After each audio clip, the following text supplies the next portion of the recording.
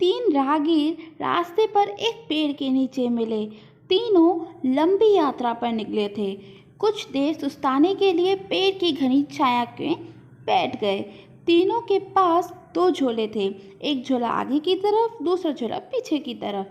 तीनों एक साथ बैठे और यहाँ वहाँ की बातें करने लगे, जैसे कौन कहाँ से आया, कहाँ जाना है, कितनी दूरी है, घर में कौन कौन है।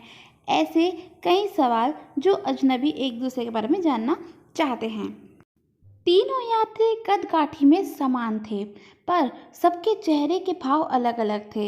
एक बहुत थका हुआ, निराश लग रहा था, जैसे सफ़र ने उसे बोझिल बना दिया हो। दूसरा थका हुआ था पर बोझिल नहीं लग रहा था, और तीसरा अत्यंत आनंद में था। एक दूर बैठा महात्मा इन्हें देखकर मुस्कुरा रहा था। तभी तीनों की नज़र महात्मा पर पड़ी और उनके पास जाकर तीनों ने सवाल किया कि वे मुस्कुरा क्यों रहे हैं। इस सवाल के जवाब में महात्मा ने तीनों से सवाल किया कि तुम्हारे पास दो दो झोले हैं, इनमें से एक में तुम्हें लोगों की अच्छाई को रखना है और एक में बुराई को, तो बताओ क्या करोगे।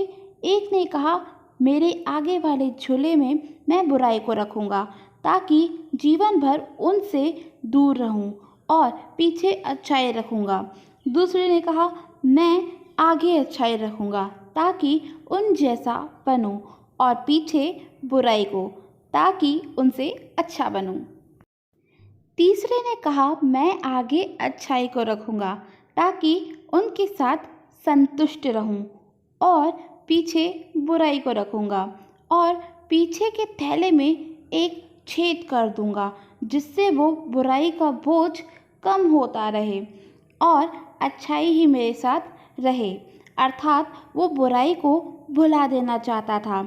यह सुनकर महात्मा ने कहा, पहला जो सफ़र से थक कर निराश दिख रहा है, जिसने कहा कि वो बुराई को सामने रखेगा, वो इस यात्रा के भांति जीवन से थक गया है, क्योंकि उसकी सोच नकारात्मक है, इसीलिए उसके लिए जीवन कठिन है।